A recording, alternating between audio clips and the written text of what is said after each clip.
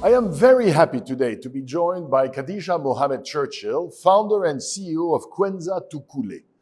Kwanza Tukule is a Swahili name that means first, let's eat.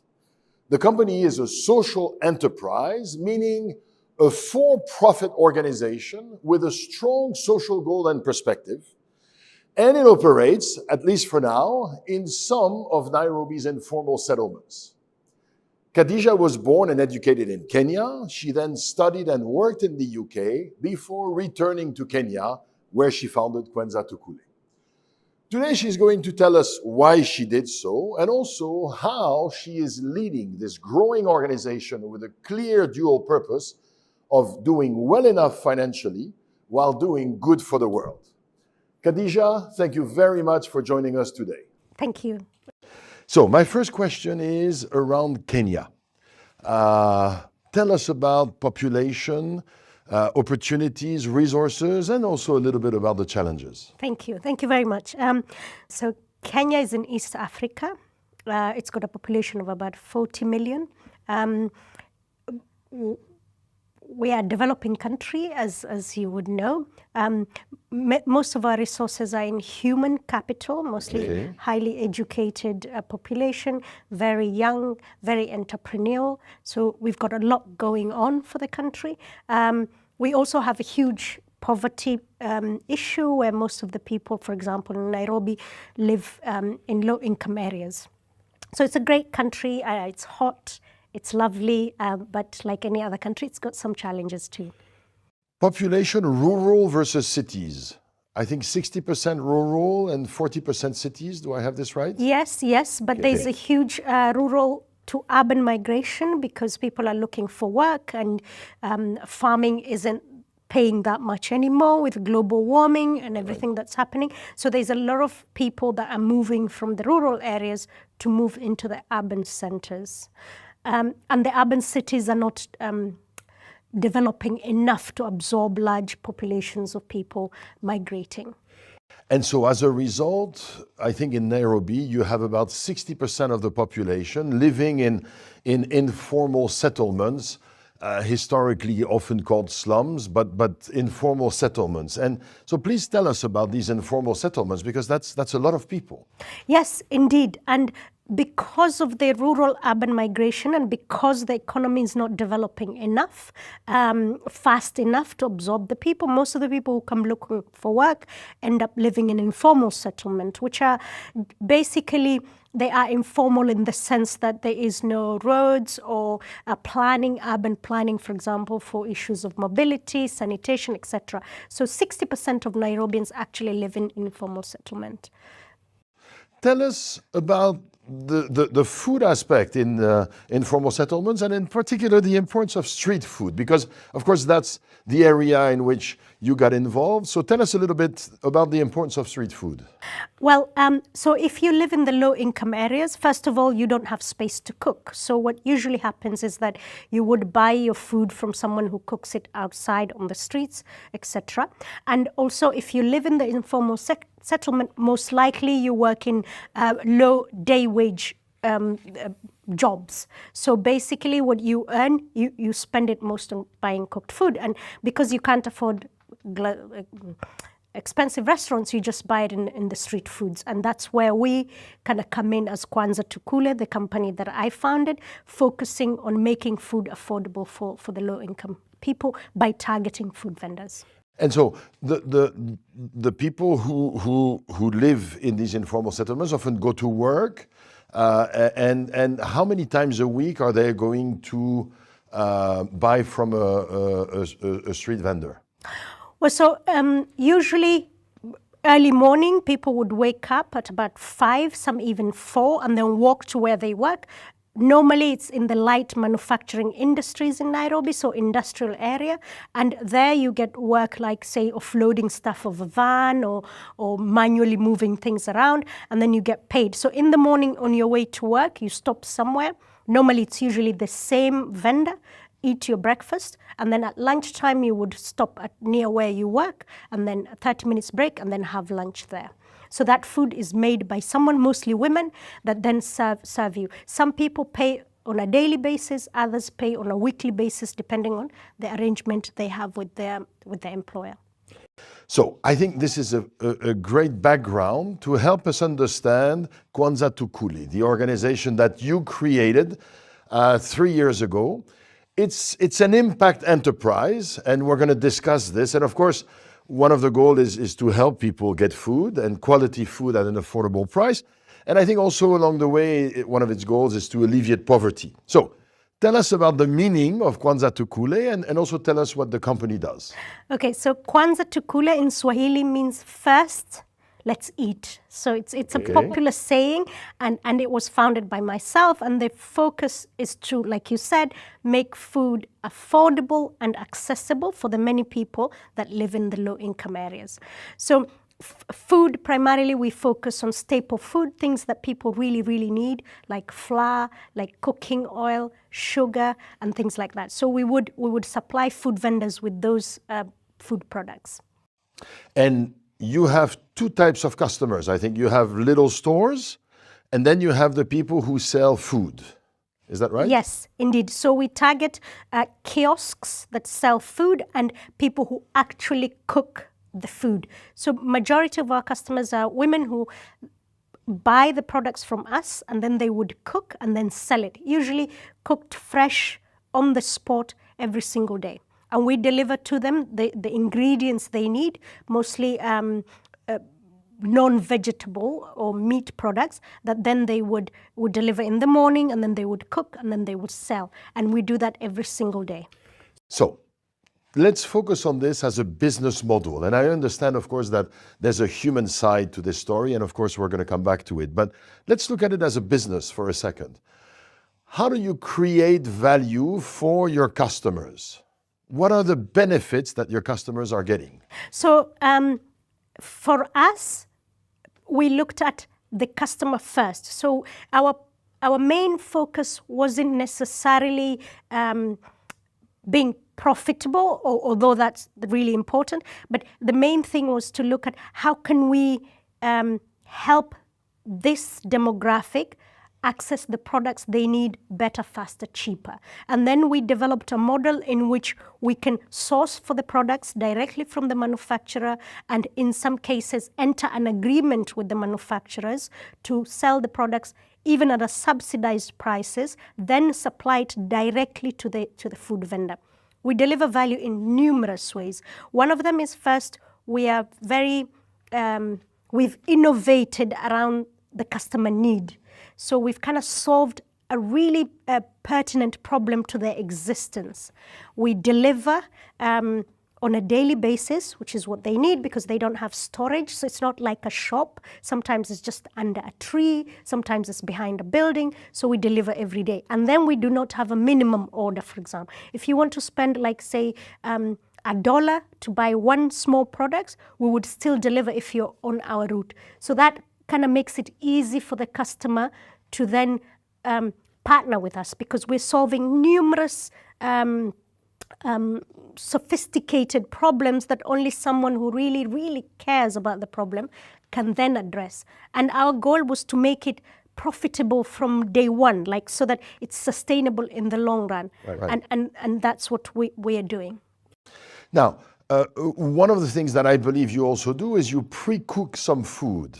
I remember watching on one of your videos, and I think your explanation was, particularly when you look at proteins like beans, it takes a long time to cook, and so it's difficult for those food kiosks to cook. So I think there's also, you not only supply them with kind of raw material, but you also provide kind of pre-cooked, almost finished food. Is that right? Yes, we did that. We used to do that. We were significantly impacted by COVID, so we've stopped doing that. But the challenge for us was, first, for plant protein, it is very difficult to source and maintain consistent. So it became a bigger problem. But while we were doing that, there were other products that the customers was asking for that they actually needed a lot more. And what we did is, when we introduced those products, the boiling became less of a problem for them, more, can you at least deliver it to me regularly? So we don't boil now, we just sell raw products. Now, That's the value that you create for your customers. But for it to be profitable, of course, we have to capture part of that value. And of course, the goal is for you to not sell things at a prohibitive price, because of course that would go against your purpose. So what are the capabilities? How did you innovate somehow the business model in order to be profitable in this relatively price-sensitive market relatively quickly? So what are the capabilities that enable you to be profitable? So the key thing that enable us to be profitable, number one, is that we are addressing a need that's really core to how the businesses operate themselves. So that means that our products will be on high demand. They definitely need us. Then the second thing is we innovated around making their lives easier. So they need the product, yes, but how do they need it? In what way do they need it? So we deliver, we take small orders, we are consistent and reliable. This is something for the food vendors, especially on the reliability part. Normally, let me just explain how they would do it. They would wake up early in the morning, go to their stall, open up, make tea, and then take a boda or a motorbike or a taxi to the nearest shop to buy and then come back. Those are hours they lose selling product or even being at their store to serve their customers. So when we deliver, we take away that cost and time. And then the second thing is, even when they go to the shop, they don't know what they will find. The shopkeeper isn't geared towards what that customer needs. He just sells what he has. Whereas when we bring that product, we already know because they've already asked for it. Tomorrow, bring me XYZ. So that means that the guesswork is taken out of their business, which is a lot of the labor that goes into managing businesses, especially small businesses owned by women. There's a lot of unpaid labor because there are no businesses that are designed towards solving the challenges that they experience on a daily basis. Now, some of this sounds labor intensive, the distribution. And by the way, my understanding is that you have obviously drivers, but you also have people who are kind of salespeople who are with the drivers and generally come from this informal settlement. Yes, so one of the things that we do to ensure that our customers are loyal and also depend on us is that we also provide employment. It's a win-win in two ways. We get security because we have a reliable person and that really needs the job, but also we can hold them to account if anything goes wrong, but then the customer never leaves. So whenever we have recruitment, especially on the people that deal with the customers, we ask our customers, do you have anyone looking for work?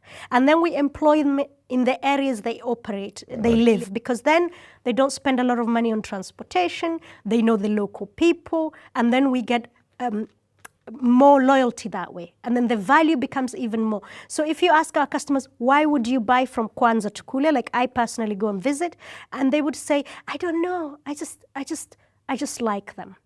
But then we know that it's all of these things that we're doing. All of these benefits that you've created. Exactly. Now, some of it also sounds technology enabled because you say, you know, we've known from yesterday, they said tomorrow, bring me this. So again, some of it is very labor intensive, but some of it is also high tech. So tell us about the technology dimension.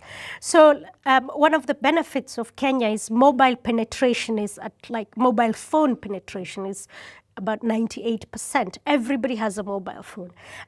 So for our customers, we have an app, they can place the order, but more importantly, they can compare prices. So our benefit is that we are more affordable than other competitors. So when they go into our app, they can see this is how much it costs for me to get products X. And when they place the order, we can also predict the demand and then know what to stock in our inventory. So technology enables us that way. Secondly, it gives us security because the areas that we operate in, we've got a lot of goodwill, but also people are unemployed. So we have to protect our cash, etc. And we only accept cashless payments. So we use M-Pesa for payments. It protects the customer, it protects us as well. So technology has really enabled us penetrate, but thankfully, in Kenya, we didn't have to do the heavy lifting because the infrastructure was already existed, yes. I also understand that there is an integration between this app and your SAP system. So you also have a complex or a sophisticated warehousing management system. So again, this is technology that, again, we would often think about the labor-intensive dimension of this enterprise, but there's also a sophisticated technology dimension. Absolutely. Things like predicting supply and demand. We use the technology to tell us that. Stocking, making sure suppliers are paid on time. We use technology to do that. And then in addition to that, we use technology also to plan our routes. How many customers are in this route? What is our delivery timelines? What are the KPIs that we are tracking? And technology tells us all of that. So with that, and we outsource our fleet, it really means that all we are managing is demand of the demand and the supply, and the technology is in the middle. And then the third thing we do is we make sure that our suppliers really understand the customer we serve. So the companies that manufacture food products in Kenya, most of the people that work in their factories live in the low-income areas. So I personally go and pitch to the manufacturer. And one of the manufacturers said to me, you know, the first time I went to speak to them, they said, I'm so glad you come here to serve the people who work for me, because I cannot get my products to penetrate in their homes. My products end up in large supermarkets, but I don't know how to get it to the people that work for me. So then that means we are bringing value even to the manufacturer, because not only are they able to reach this demographic, but this is a growing demographic. Of course. Rural-urban migration is going to increase. Poverty levels are increasing. So it just means that we're kind of providing them the avenue to tap into a growing demographic, and very cash fluid. You know, there's no credit, there's no I'll pay you tomorrow or sign here. There's give me your products, here's your cash. And that's what's really appealing to the manufacturers. And some of the manufacturers, they design, now we're convincing them to design a special product just for our customers. And they're more than willing to do that. Now, there are other organizations that have been doing some of the things that you're doing. To what extent do you have to think about competition and beating competition? Yes, so I don't think about the competition or beating them, because the competition that we have at the moment, they target very different demographics, okay. Number one. Number two, we are very clear about the customer that we serve. So there's a strategic clarity here. Exactly. You're not trying to serve everybody in the informal settlements. Yes, we're very clear and deliberate about the customer that we target. And then number two, we're very militant about understanding what the customer needs, so that we stay profitable, we're impactful, and we can prove that these kind of models work. So because we are very deliberate, the competition is not able to replicate what we do. We care so much. And if you care so much, then you do the extra work that most people might not be willing to do. Now, this leads us into your own leadership of this organization, because you care, but I guess you also have had to create a team around you that cares. So tell us about how you've built a team and how you're trying and succeeding at inspiring them to keep this ethos. Yes, thank you. That's a really good question. And the long answer is it's not easy to do. There's a lot of learning and adjusting and sort of reflecting. For me, So you didn't get it right the first time? No, not at all. You try. It's more of a trial and error. So what are the things that I have tried that didn't? It's easy to think that just because I'm committed to something, everybody else is willing to commit and sacrifice as much as other people are. So as a manager, it's important for me, for example, to know what motivates different people. And then convince them during recruitment, entice them to join the organization based on what matters to them, not necessarily what matters to me. So those are the kind of things that I have learned. But building a team in an impact, if your focus is impact, I find it's much harder, especially for a startup, to recruit the right talent, because in the beginning you actually don't have the resources. You can't pay them very well. You can't pay them very well. Or maybe something small, like you don't have fancy offices and nice computers when they come round. Because when you're recruiting, you're also selling what you have as well as they selling to you. So you have to work harder to paint that picture of what the future could be like, because you're selling them the future, because you have not much on your hands at the moment.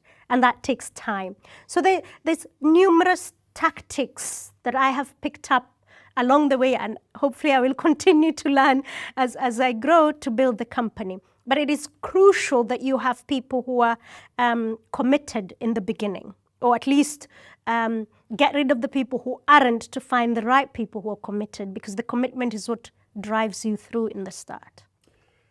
If you think of all the time that you work in a week, how would you divide your time between, I guess, customer acquisition, customer maintenance, employee acquisition, management, stakeholders, suppliers? So what are some of your 3-4, if you plan your week, what are the 3-4 things that you say, I always need to do some of this? So number one is customer. By customer, I mean ability to generate revenues and continue to do so. So at some point in the day, either in the morning or in the afternoon, we will have a chat with our CEO, operations. Where are we at? How are we performing?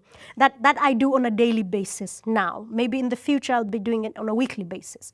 Then, so that's customer, meeting customer needs and making sure that we're generating revenues and doing what because every day you have to sell.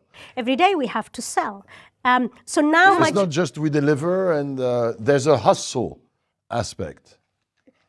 There's a hustle aspect in the sense of every day we have targets of how many customers we need to add, because we're a startup, so we need to grow. And then there's are we maintaining the customers that we already have? Okay. So it's not necessarily that we're calling people, but we're looking at graphs, as it were. So my job is just to say, okay, yeah, this looks like it's dipping. Is there products that we're not, things like that. Then the next thing is suppliers. Okay. So we look at reports to see who are our key suppliers, where are they at, how are we doing with, have we paid them, whose invoices due, etc. And then again, also there, it's more like reports. Then in the afternoons, vans are being loaded, but I speak to the sales team, usually. How is it going? What are you doing today, etc. And then in between, it's just calls with different investors, etc.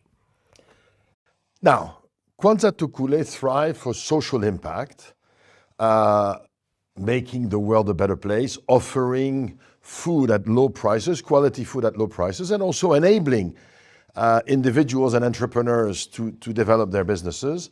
But you're also trying to do this profitably. So to what extent are there tensions between these objectives, short run and or long run? And how do you think of these tensions? So it's interesting to me that at least for Kwanza Tukule, I'm not sure whether it's because we've done this deliberately, we don't see the tension at the moment. Because why do I say that? We're serving a demographic that has been neglected, that is overlooked, but is huge. So right off the back, we're able to generate revenues and even be profitable at a very short period of time, which to me says if we spend a bit of time and look at what is the impact that we want to create and deliberately look at ways to be profitable within the impact, then it can be done. As we grow, we expand, obviously, and we invest, and we might be tempted to look at other demographics. So that's where the tension might come in. But as at now, we're able to demonstrate that you can do good and do well, or is it the other way around? Is one of your objectives to become very rich with this organization? Because most entrepreneurs, when they're not social entrepreneurs, one of their goals, of course, is to build a business, but they also say, hey, I also want to become rich. Yeah. Is that one of your objectives? No, not at all. So that's important. Then it's a good question. No, not at all. Material wealth doesn't entice me. I don't like houses or cars or nice handbags. They don't. What really matters to me is making a connection and making a difference. And that doesn't mean that I want to live under a bridge and be poor and like have no food, but it just means that I don't want to consume unnecessarily to make myself feel good. I feel good by talking to people. I feel good by making sure that I am adding value to people, that I am actually solving someone else's problem. And I can do that. I can solve my problem. I can solve your problem. You can solve someone else's problem. So I think it's an ideological decision. Having said that, I wouldn't also say to someone, start a business and sacrifice everything for it and make no money and live like really poor person, because then what's the point, right? So I think there's a balance, but I personally, I'm not interested in being rich or having fancy. So one of my questions was, what is your vision in 2025 and 2030, and how will you know that you've succeeded? I guess what you just answered is, I want to grow this activity to more vendors, maybe more cities, again, in a profitable way, because I guess there is also a little bit of a compensation for you, but fundamentally the success is fulfilling the mission. Yes, the success is solving a problem for people that need a solution. If we can think about an issue that faces a people, a country, a community, and you can mobilize resources to solve that problem, what could be greater than that, right? I mean, that's the ultimate goal. So for me, Kwanza Tukule is in as much as there are people out there that need our services, then we have to get to them. Not in a kind way. If you speak to our customers, they don't even know Kwanza Tukule is an impact business. They'll just tell you, they're so great, I need them. And I think we meet them halfway, because we need them, they need us. So it's kind of like a relationship of equals, right? So Kwanza Tukule's plan is to grow in Nairobi, outside of Nairobi, other cities in Kenya. In fact, with our partners like Ilea, we're working together to develop an expansion plan to go into other cities, get more investors, other cities in Kenya, other cities in Africa, everywhere. So you're also developing a model that hopefully will be replicable and scalable. Absolutely. And that's where the technology comes in. Because with technology now, many years ago, it might have been different, but still people expanded companies even before technology. But with technology, we can take what we've done and replicate it elsewhere. Number one. Number two, the people that we serve are almost everywhere in the developing countries. Everywhere you go, if you go to Cambodia, if you go to Lagos, if you go to Bangladesh, everywhere where the country is developing, people are working hard, they're manual laborers, mechanization hasn't happened yet. So what do people do? They work hard, and then they buy food to eat. And most of them living in low-income areas, they don't have the space to cook. So this is a problem that's going to continue and even get bigger and bigger. Now, Kwanza Tukule, what does it do in the small way that we're doing it? Starts a model. Then we want to bring in partners. You know, there are people out there with resources, with even more enthusiasm than I am, to breathe life into stuff that others have started. And that's what we want to do.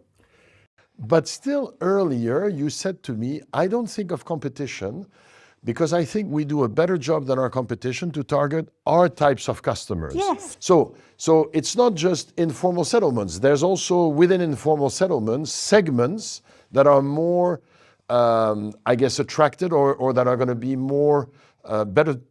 I don't want to say targets, but so there are segments that are more aligned with your model.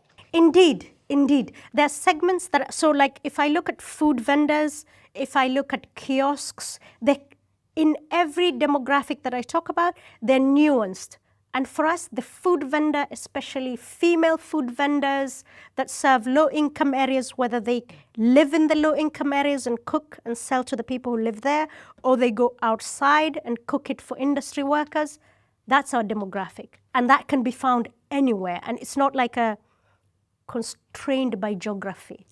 and you don't necessarily try to go to that other segment or this other segment because they're already being well served by other folks. Indeed, indeed. So if you look at small, medium-sized supermarkets, for example, you have people who've done it and have been doing it for years. You have companies that are coming up that serve that market. And we know our market so well now, we have enough data, we can focus, we can innovate around that. So one of the things that strikes me is that, again, you are not a not-for-profit, you are a profitable or a for-profit organization, but with a strong heart and a strong desire to make the world a better place. But that still requires you to be strategically sharp. How do we create value and how do we manage to capture some of that value? I think that that's a very interesting lesson already from this discussion. Looking forward, what are going to be some of the key strategic challenges for you as you try to expand in Nairobi, in other Kenyan cities, and potentially abroad? What are going to be some of the key strategic challenges? So the strategic challenges is ability to create the model in such a way that it's easily replicable. So what are we doing now? Now we're in Nairobi. We are launching a proof of concept outside of Nairobi to really interrogate the model itself and then seal any loops that they might be. So it's a pilot study. Correct. So that works. Then we hopefully copy-paste that elsewhere. And it's important to be very strategic and very business-focused in this, because if we are going to do this really, really well everywhere in the world, then we need to be militant about how we develop the model, how we monitor the model, how we develop our KPIs, how we track them. So in that way, we are very business-like. But in the way of looking for the solution, we listen, we reflect, we try, we innovate around it. We're soft on that side. But on the running, on meeting KPIs and delivering, we put on a different hat.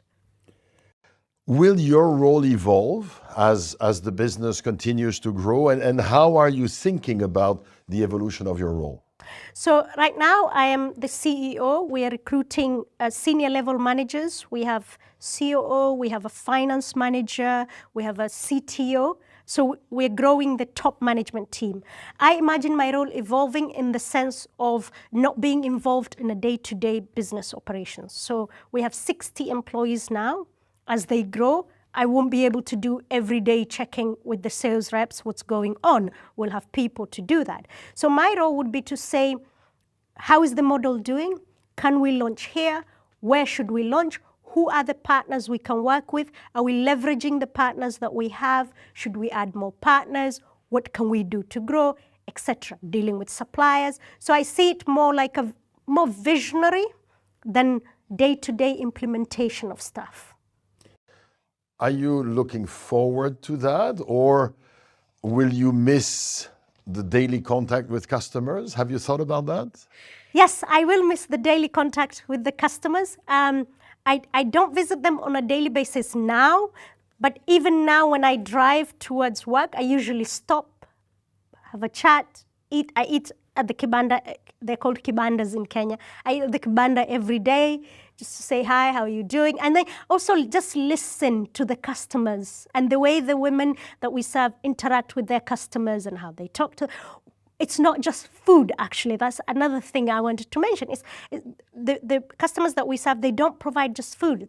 They're like a therapist. They listen, they laugh, they joke, they push, they challenge, etc. So I would be stopping by every now and then. I will miss the customers, but I'm not going to cut them out of my life for sure. Okay. Now, let's focus a little bit on you for a few minutes, if I may. So, you were born in Kenya, you were initially educated in Kenya, and then you went to the UK and did an MBA there at Imperial College, and then worked for a number of years very successfully as a consultant and as also a tech consultant, and then decided to come back. So first, you grew up in a village in rural Kenya, and then you went on to study at university inside and outside of Kenya. A lot of people who grow up in rural Kenya don't get to do this. And so where did you get first the vision, the inspiration, and then the inner confidence to go do that? Where did it come from? Inner confidence developed after a while, but I was born in rural Kenya, grew up in rural Kenya, and then I worked for a bank, and then I moved to London, like you say. I think for me, when I would go back to Kenya every time on holiday or visiting my family, would go once a year, it was clear to me the differences, like food. Felt in the UK there was lots of food, supermarket, food had been solved. Like in other places that I was traveling to, food had been solved, like lack of food, enough to eat. Why is this still a problem? I kept asking. And actually, a lot of Kenyans ask this question. If you meet Kenyans, they're very caring people, generally. Even if someone is not doing well, they always feel the responsibility that they have to do something for others, to help others. So at the back of my mind, it's just how I was brought up, I guess. But when Your parents, I think your father was a teacher. No, my father wasn't a teacher. My father owned cows. He was what we call pastoralist. Okay. My mom owned a shop. So my dad would help him run the shop also. So entrepreneurship or buying and selling things at a profit and calculating. So that's a little bit from your education, from your early education. You saw your parents do that. Exactly. I remember in class, it was, if I was asked a maths question, maybe I'll struggle, but if the teacher used an example of buying a banana and then selling it, what's the profit? I would be the first one with my hands up. So that's a little bit background of where the entrepreneurship comes. The caring, I think, is just the way we are brought up at home, and also in the country generally. I would say there's a lot of pressure to care. So that's where that comes from. Then why did I do it? When did you come back? Why did I come back? If I may ask yes, you. to Kenya. Why would I not come back? It's so beautiful. It's Okay. warm. Fair. My family's there. But course. even when I lived in the UK, I didn't leave Kenya with the intention of immigrating completely. Okay. It was always to go experience, study, and then move back home. But to do what was the question. So when I moved back to Kenya, I thought, I'm going to take a year off and do nothing but maybe volunteer. And so I took a year off. And then in that year off, I volunteered for an NGO. I volunteered for a political activist, helping him out, ran a campaign. Actually, there's a show on Showmax that they did about his life, that I'm in it also, just helping him out a little bit. And then that's when it hit me that actually I could do something about food. It's not as difficult as water, because you don't need infrastructure. And it's not as difficult as healthcare, because I don't know much about healthcare. Food, I thought you didn't need expertise. Like you could use MBA skills, life skills to do something about it. So I thought I would do that. And then I wanted to bring all the learnings that I've gathered in the bank, MBA, consultancy, to solve a problem that's quite basic and quite simple. Because if it was too complex, then I wouldn't be able to do it. So that's when we started with the boiling, women vendors, seeing what we can do. And then, but at the core, I knew that the numbers are huge. So scalability wouldn't be an issue. And that's why I did it. One last question on Kwanza Tukule as such, and then I want to ask you about impact in investing and impact innovation. But you mentioned earlier we outsource the fleet. So you have these trucks. And of course, I guess these trucks run on petrol. Do you anticipate that at some point this is going to become an issue from an environmental perspective? Or are we sufficiently far from these pressures because we are still very focused on making sure that people have something to eat? So tell us about the environmental side versus the pressures that you might face in this respect. So I completely agree with you. It's not the best solution. We tried, for example, solar powered tuk-tuks. And the challenge is that the technology is not where it should be to be able to run a business with. So we piloted in Kibera, for example. We put one truck with a tuk-tuk on a solar, but it was running out of charge. And then we thought, well, we need to run a business, right? So we stopped doing the pilot. When technology gets to a level that we can use, we will use. Okay. In the meantime, you do with what you have, of course. Exactly. Of course, of course. So, but the commitment is there. Like the commitment from our management team and myself included, there will be no reason why we shouldn't use solar-powered tuk-tuks and vans. when it becomes possible to do so. Exactly. So you're a promising example of an impact enterprise. And of course, this is one of the new forms of entrepreneurship and also one of the new ways of helping to address poverty. So first, where do you see more possibilities for impact companies? And also, where do you think they have a particular advantage? So I think the advantage is the numbers are huge. Like the market, if we call it a market, the market is there, the demand is there. The opportunities exist in the normal day-to-day things that people struggle with. So if you go to low-income areas in Nairobi, that I know very well, water is still an issue. And the challenge isn't that there are no people there trying to solve the problem. The key thing is that people spend enough time to understand how it currently works and then innovate around that. Because if you say, I start a company that provides clean water for free, then at some point it's going to run out of money to provide clean water. But people are still buying clean water. So where are they buying the clean water from? Who is selling to them? How do they access it? What inefficiencies currently exist? How can we work around those things? I think that there's huge potential and innovation around that. So there's water, there's food, there's healthcare, there's clothing, there's shoes, everything that everyone needs, transportation, sanitation.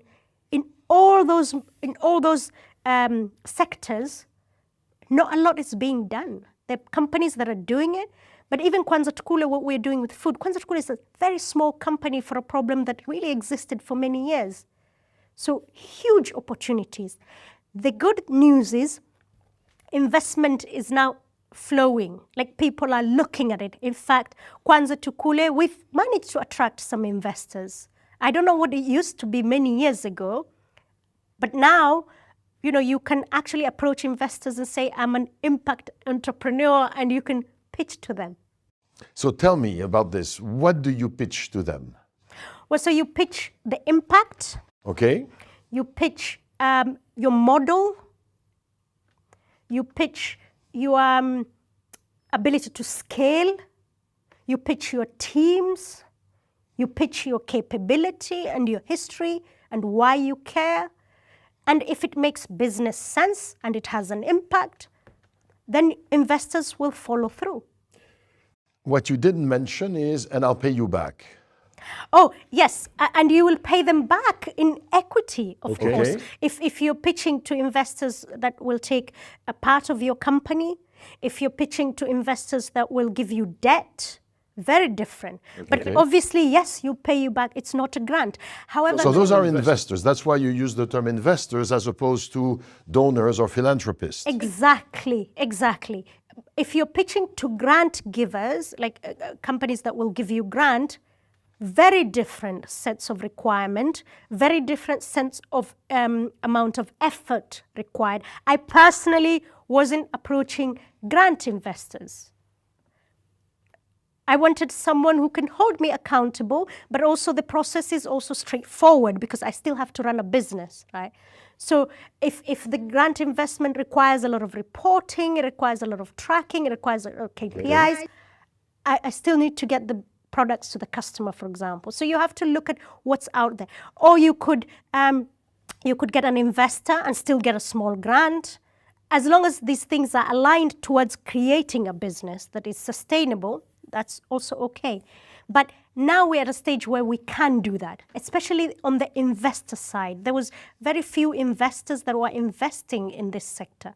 But now it's easier because if someone is willing to give you their money and you pay them back, either in equity or pay them back their money, then it's reassuring because it means you're doing something right. They believe in you. Right.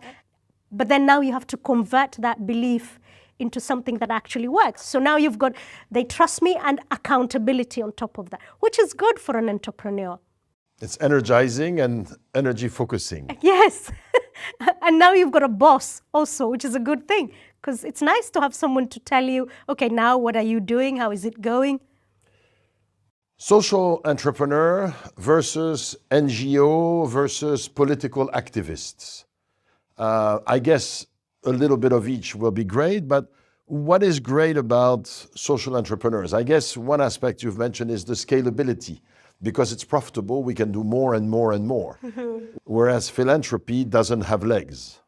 Is that the idea? Yes, that is true. And luckily I have done all. Remember that 1 year I took sabbatical. I worked with a political activist, anti-corruption campaigner. I worked for an NGO volunteering, and then I decided to go on to entrepreneurship, impact entrepreneurship. So I went through the same journey and the comparison that you're alluding to. At least in Kenya, NGOs play a huge role. One, what they do is they keep the government in check. So in Kenya, for example, we've made a lot of progress in political space, people being able to speak for themselves. We have a new constitution that's quite revolutionary on paper. There's a lot of work that NGOs have done in the grassroots to get people to hold government to account. And that creates, I guess, a better regulatory context. Indeed. And also it makes sure that there's another party that the government is afraid of, not afraid of, but mindful of if the citizens are apathetic. So that's really important. Then political activism, also crucial. So how do we make sure this government delivers on what they said they would do?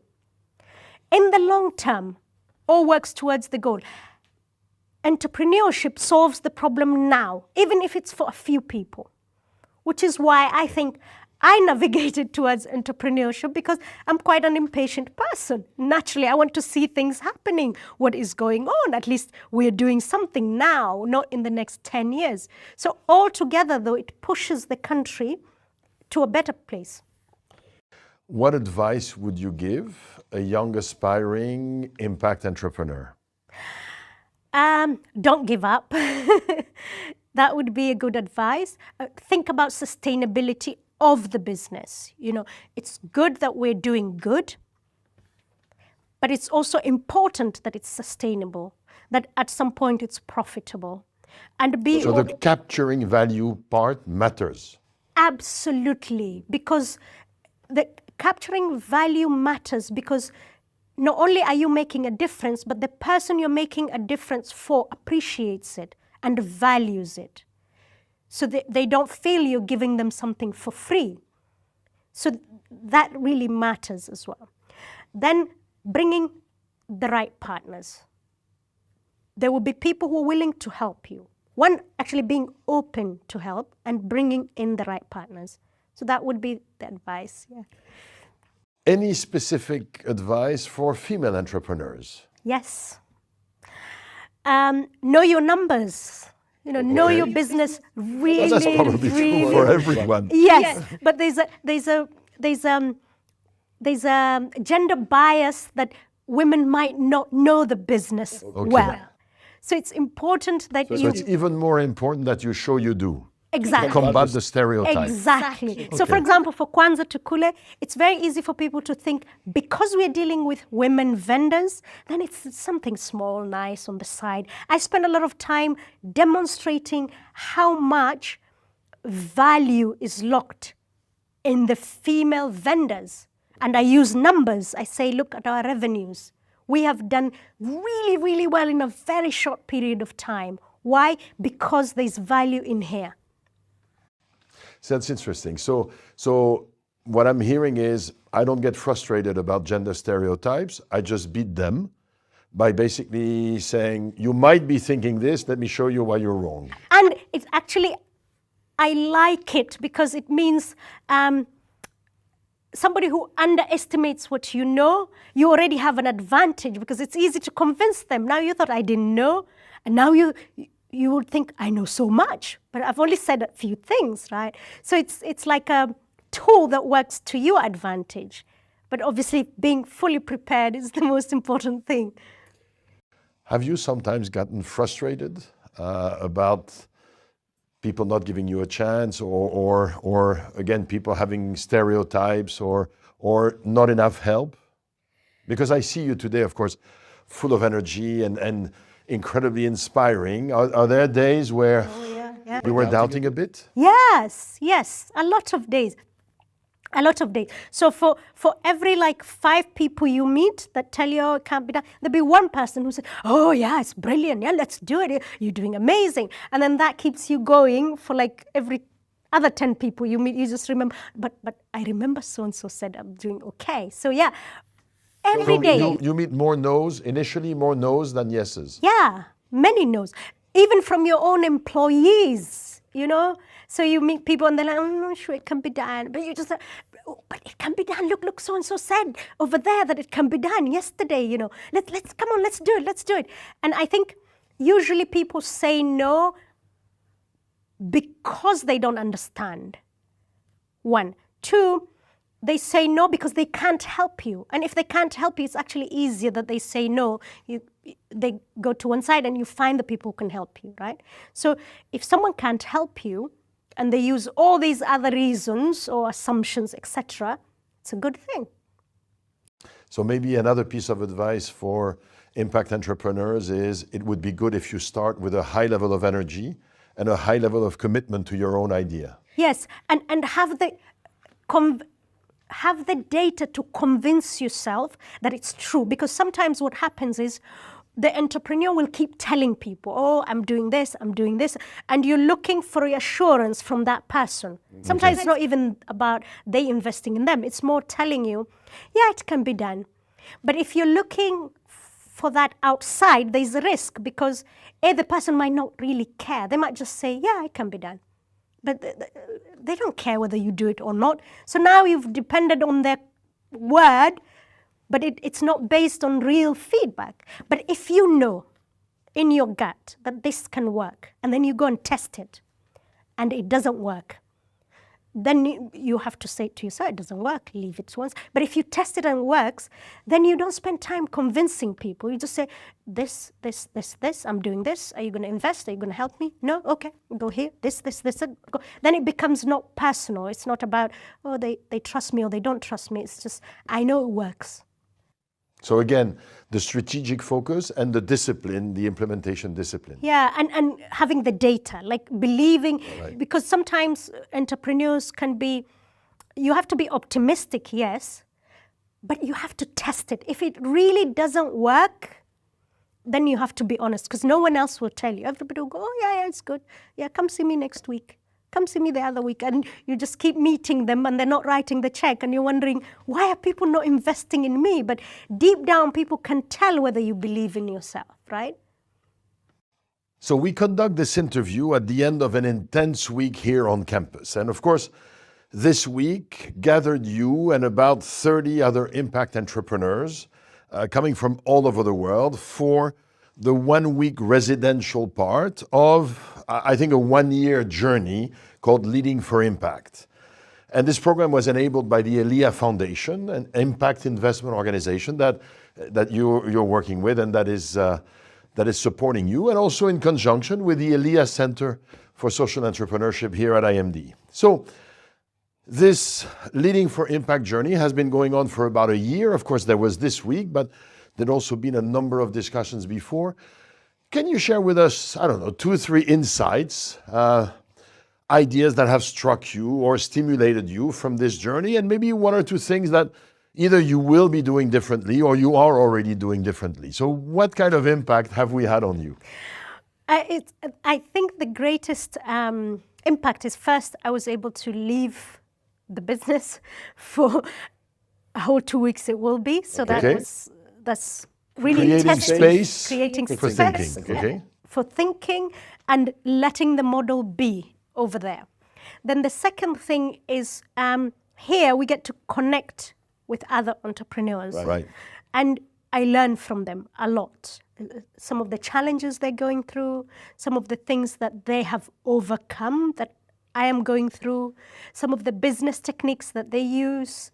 It's very empowering to hear someone else has done X, Y, Z about X, and you're doing the same thing, or you're thinking about doing the same thing. So we learn from each other. I really like that. There's a sense of community also, that we are together in this. We're doing something good. We're working hard. There's some traits that we share. So there's camaraderie, which as an entrepreneur you don't get, especially as a CEO.